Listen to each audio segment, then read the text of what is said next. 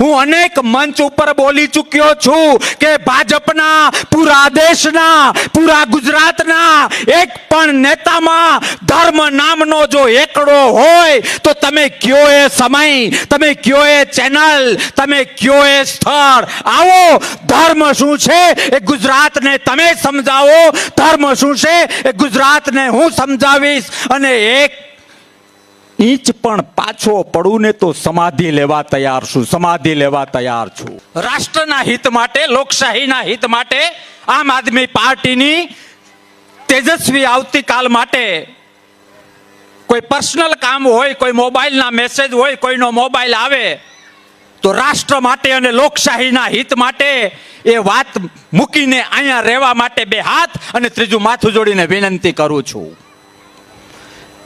પરિવર્તન અને લોકશાહીમાં જ્યારે 30 વર્ષથી ગુજરાતની પત્તર રગડાઈ રહી છે, એ લોકોને એક ઘા અને બે કટકા કરવા હોય તો માત્ર વાતો કરવાથી કઈ નહીં થાય. એટલા માટે તમને કહેવા આવ્યા છીએ કે આવતીકાલ આપણી છે. કોઈ કદાચ માઈકાંગલો ગમે એવી વાતો કરતા હોય તો એ વાતોમાં આવવાની જરૂર નથી. એ વાતની ખાતરી આપવા માટે તમારે ત્યાં આવ્યા છીએ. આમ આદમી પાર્ટી, માં ભારત અને ગુજરાત, જ્યારે જ્યારે ભાજપની વાત હોય ત્યારે ત્યારે ધર્મની વાત થાય છે. જ્યારે જ્યારે ભાજપની વાત હોય, મારી માં, તમે મારા વડીલ,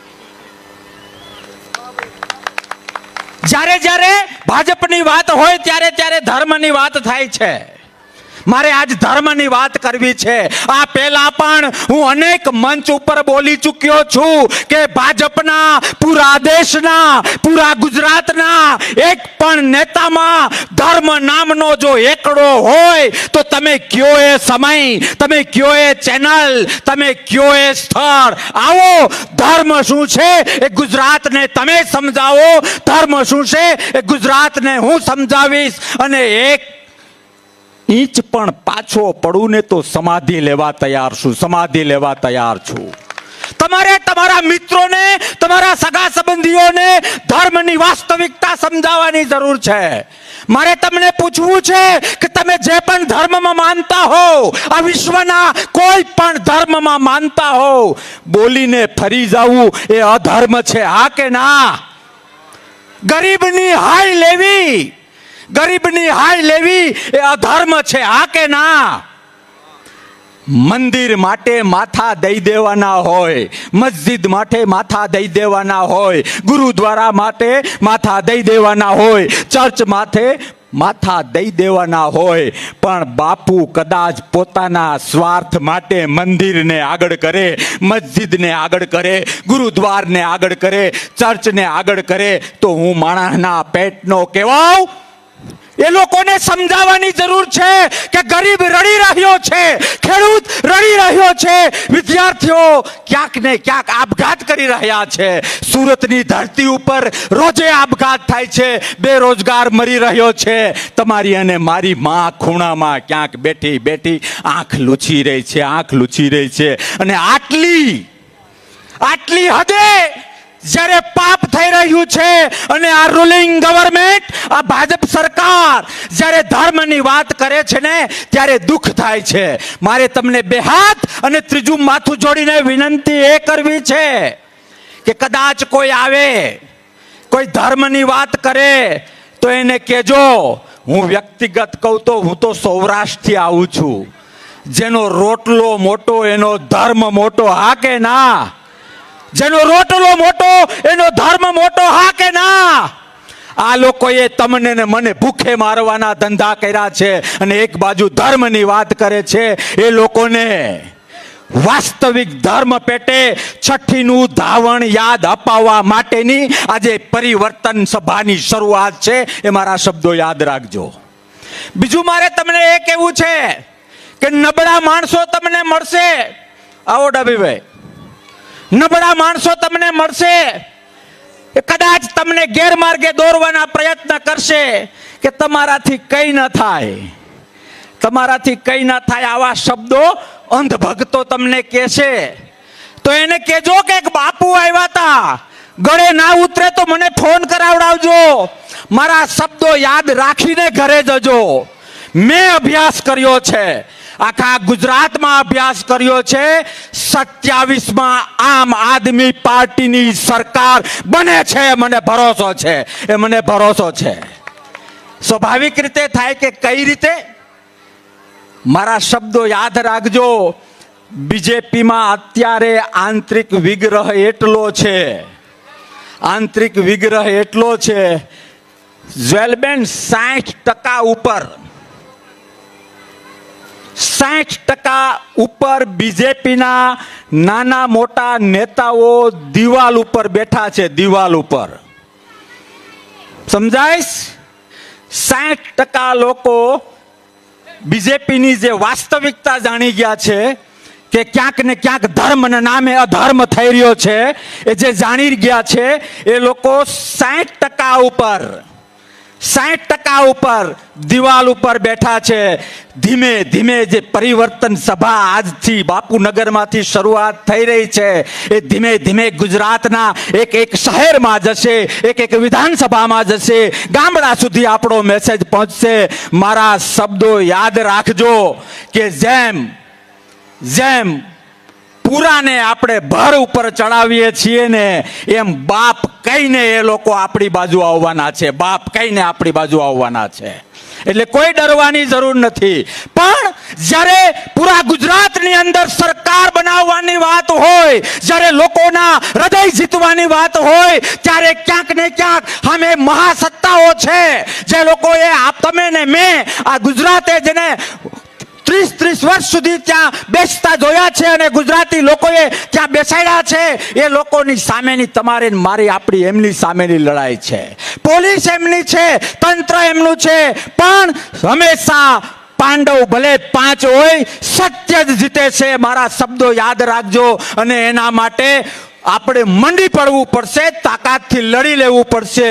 અને જો થાકીશું નહીં તો 27માં ગુજરાત સર કરવું ખૂબ સરળ છે, ભરોસો રાખજો, ખૂબ સરળ છે. આવો સૌ સાથે મળીને પ્રતિજ્ઞા લઈએ, ઘરે ઘરે જઈએ, એક એક ગુજરાતીને મળીએ, એની વેદના સાંભળવાનો પ્રયત્ન કરીએ અને એને કહીએ કે બાપ 2-2.5 વર્ષ રાહ જોઈ જાઓ, 2-2.5 વર્ષ રાહ જોઈ જાઓ. ક્યાંક નાના નાના કારણો હશે, ક્યાંક નાની નાની સમસ્યાઓ હશે, પણ હું બહુ સારી રીતે જાણું કે જો પાર્ટીને પ્રેમ કરતા હોવ, ઈમાનદારીને પ્રેમ કરતા હોવ, ગુજરાતને પ્રેમ કરતા હોવ અને 27માં ગુજરાતમાં આમ આદમી પાર્ટીની સરકાર જોવા માંગતા હોવ ને, તો નાના નાના વાંધાઓને સાઈડમાં કરજો.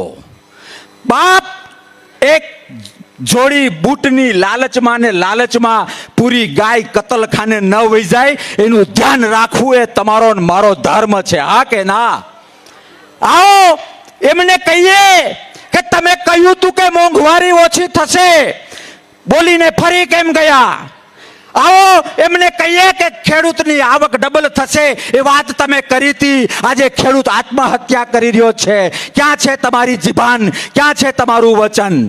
અરે મારે કેવું છે બીજેપીને કે સીમામાં રહેતા શીખો, હદમાં રહેતા શીખો. અક્કલનો છાંટો હોય તો ગાંધીના ગુજરાતમાં સત્યને માનતા થાવ, સત્યને આધારે આવો. તમારામાં તાકાત હોય, તમને કદાચ સત્તાનો નશો હોય, તમને કદાચ પાવરનો નશો હોય, તો એ તમારી સરકાર, એ તમારો પાવર સાઈડમાં કરીને અમે જેમ લોકશાહીને માં માનીએ છીએ, અમે જેમ મતદારોને મા બાપ માનીએ છીએ, એમ માનીને સામે આવો. 182ની ડિપોઝિટ ડૂલ ન થાય ને તો ક્યાંક ને ક્યાંક અમે રીથિંકિંગ કરીશું, અમે રીથિંકિંગ કરીશું. એટલા માટે તમને લોકોને 2 હાથ અને 3જું માથું જોડીને વિનંતી કરવા આવ્યા છીએ. પરિવર્તન સભા સંકલ્પ કરીએ, ઘરે જઈએ અને ભૂલી જઈએ તો કામ નહીં થાય. મારી વાત સાચી છે કે ખોટી? મહેનત કરવી પડશે. એક જહાજ આપણું છે, એ જહાજમાં કોણ કેપ્ટન છે મહત્વનું નથી, એ જહાજમાં કોણ ક્યાં બેઠું છે એ મહત્વનું નથી. 27 સુધીમાં એ જહાજને કિનારે પહોંચાડવું એ તમારો ને મારો ધર્મ છે. હા કે ના? પણ ક્યાંક ને ક્યાંક જે આમાંથી કદાચ 2-5 લોકો બીજેપીના મોકલવામાં આવ્યા હોય એ લોકોને ટેવ છે કે બીજી પાર્ટીઓની સભામાં હોય તો 2-5 લોકોને મોકલે. એ લોકોને કદાચ 2-5 લોકો કોઈ સાંભળતા હોય તો તમારા આકાઓને કહેજો કે આ પરિવર્તન સભા એ પરિવર્તન સભા નથી. ગુજરાતને 27માં ઈમાનદાર સરકાર આપવા માટેનો તાકાતવાળો પ્રયત્ન છે. અને તમારા આકાઓમાં તાકાત હોય તો આ પ્રયત્નને રોકી બતાવે, આ પ્રયત્નને રોકી બતાવે.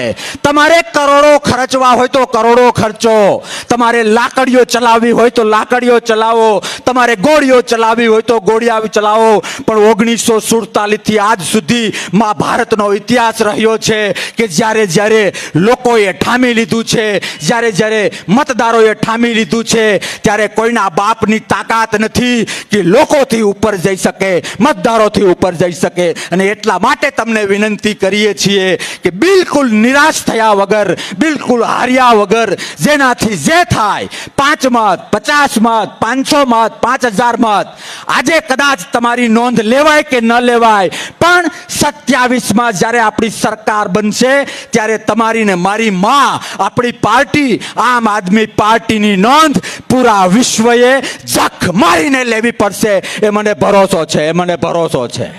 આવો સંકલ્પ કરીએ, પરિવર્તન માટેનો સંકલ્પ કરીએ. અને એ સંકલ્પ ધર્મની સાક્ષીમાં કરીએ, મંદિરની સાક્ષીમાં કરીએ, દરગાહ, ચર્ચ કે ગુરુદ્વારા જેમાં માનતા હોય એની સાક્ષીમાં કરીએ કે હે ભગવાન, હે અલ્લાહ, હે ઈશુદેવ, અમે અમારાથી મેક્સિમમ એવા પ્રયત્ન કરીશું કે ઈમાનદાર પાર્ટીને ગુજરાતમાં સરકાર બનાવવા માટે મારાથી, મારા પરિવારથી, મારા સરકાર સંબંધી અને મિત્ર મંડળથી જે કંઈ પ્રયત્ન થશે એ પ્રયત્ન અમે કરીશું. લડી લઈશું. સરકાર 27માં આમ આદમી પાર્ટીની ગુજરાતમાં બને એવું તમે ઈચ્છો છો કે ના? જે ધર્મના નામે આ ભાજપ સરકાર અધર્મ કરી રહી છે એને પાછી રોકવી એ તમારો ને મારો ધર્મ છે, હા કે ના? જે 25-30 વર્ષથી ગુજરાતને નીચોવી રહ્યા છે એ લોકોને છઠ્ઠીનું ધાવણ યાદ અપાવવું પડે, હા કે ના? તો જે જે ધર્મમાં માનો છો, જે જે ઈષ્ટદેવમાં માનો છો, જે જે ઈષ્ટદેવીમાં માનો છો, એની સાક્ષીમાં એક સંકલ્પ કરવો પડે. અને એ માતાજી, એ ભગવાન આપને શક્તિ આપે તો આપને આપણા ધર્મ ઉપર વિશ્વાસ છે.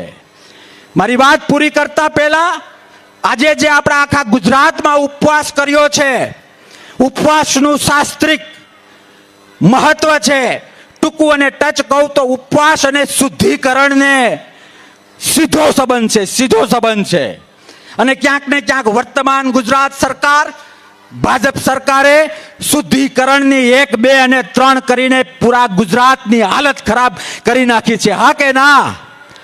જો તમે ઈચ્છતા હો કે ગુજરાતમાં સાત્વિકતા આવે, જો તમે ઈચ્છતા હો કે ગુજરાતમાં ઈમાનદાર સરકાર આવે, જો તમે ઈચ્છતા હો કે ગુજરાતમાં સત્ય તરફનું પ્રયાણ થાય, જો તમે ઈચ્છતા હો કે ગુજરાતનો ખેડૂત, ગુજરાતનો યુવાન, ગુજરાતનો વિદ્યાર્થી, ગુજરાતનો ગરીબ, ગુજરાતનો મધ્યમવર્ગી, ગુજરાતનો એક નાગરિક 27 પછી તાકાતથી જીવન જીવી શકે, લોકશાહીના નાગરિક તરીકે જીવન જીવી શકે, એવું જો તમે ઈચ્છતા હોવ તો જે ભગવાનમાં, જે માતાજીમાં, જે દેવ સ્થળમાં માનો છો એને નજર સમક્ષ રાખીને પ્રતિજ્ઞા લેવી એ તમારો મારો ધર્મ છે, હા કે ના? જો હા તો 2 હાથ ઊંચા કરીને મને વચન આપો, 2 હાથ ઊંચા કરીને મને વચન આપો કે હા, હા, હા, હા, અમે ગુજરાતમાં પરિવર્તન ઈચ્છીએ છીએ. દરેકના 2 હાથ ઊંચા. આખી પ્રતિજ્ઞા બોલવી છે આપણે. ગુજરાતમાં અમે પરિવર્તન ઈચ્છીએ છીએ. ગુજરાતમાં કટ્ટર કટ્ટર ઈમાનદાર આમ આદમી પાર્ટીની સરકાર બને, ગુજરાતનો ખેડૂત, ગુજરાતનો વિદ્યાર્થી, એક ગુજરાતી ખુશ થાય, એના માટે આમ આદમી પાર્ટીની સરકાર 27માં બનાવવી છે. અને એના માટે મારાથી, મારા પરિવારથી, મારા મિત્ર મંડળથી જે કંઈ થશે એ અમે પ્રયત્ન કરીશું. જય હિન્દ, જય લોકશાહી.